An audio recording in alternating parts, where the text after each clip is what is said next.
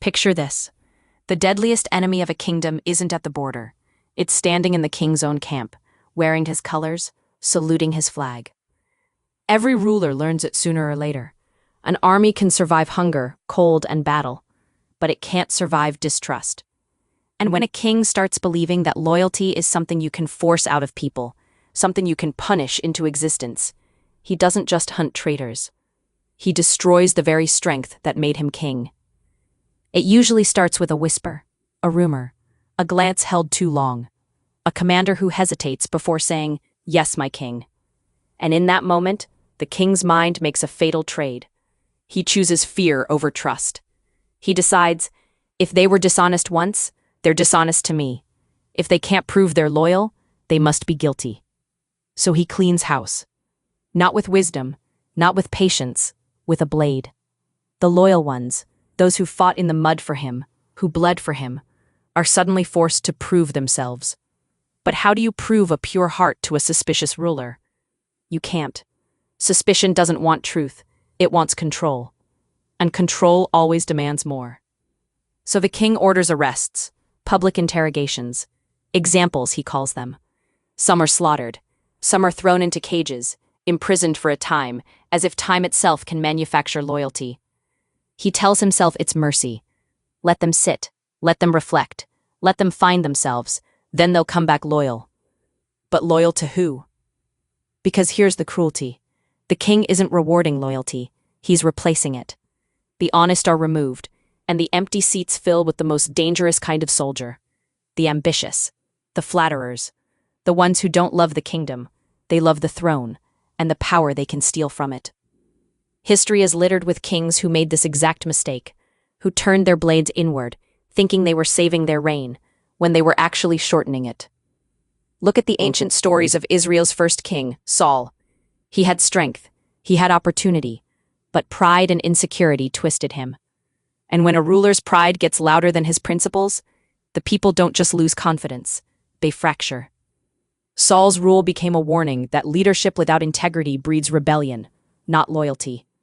When followers sense a king is ruled by fear, they start looking for a future without him. Or take Darius the Great of Persia, one of history's most formidable rulers. He seized the throne during chaos, and revolts broke out across the empire. His response wasn't only battlefield strategy, it was ruthless consolidation. He crushed uprisings, purged threats, and enforced order with brutal clarity. It worked, temporarily. But that's the point. Fear can build obedience fast, it just can't build trust. And without trust, your order is always one spark away from another fire.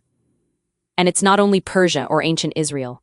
Sparta, legendary Sparta, shows the same pattern at a national scale.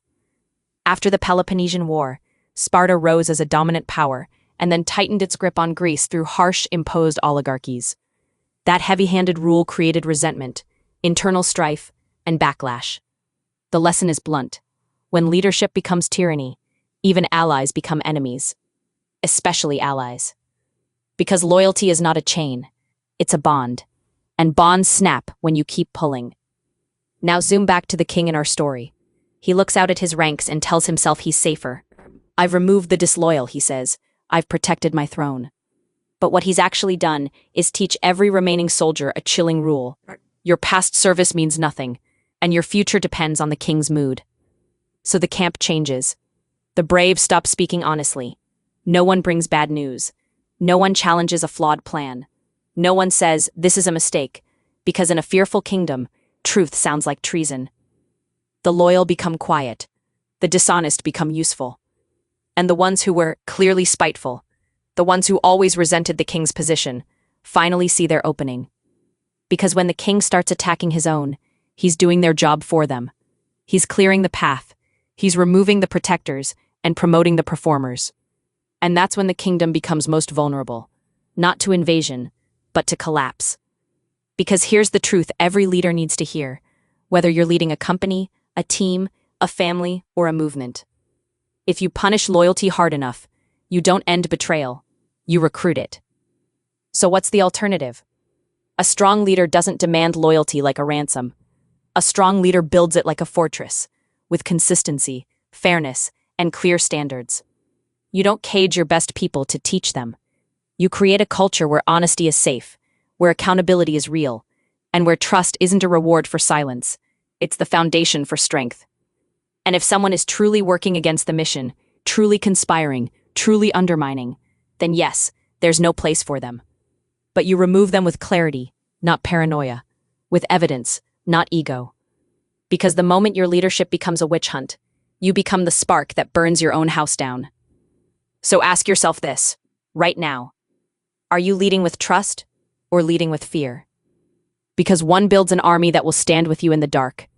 The other builds a crowd that will leave the second your back is turned. Choose wisely.